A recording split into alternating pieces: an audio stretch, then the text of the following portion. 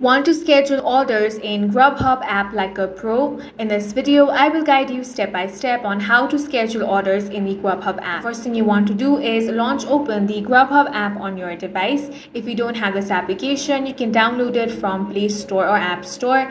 Now, you simply want to place your order first. For that, search for your favorite restaurant. Then search for the food item that you want to buy. Now, you have the option of schedule over here. Go ahead and tap on that. Now you want to select either delivery or pickup. Then you want to schedule your order. For that, tap on this change option. Now go ahead and select your day, then select the time. After that, tap on the schedule order option, then tap on update. Once that is done, you can simply add this item to your cart.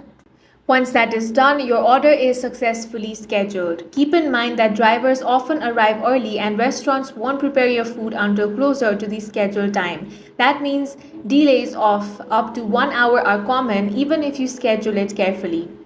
And that's it for this video. If you found it useful, make sure to hit the like button and subscribe for more videos like this.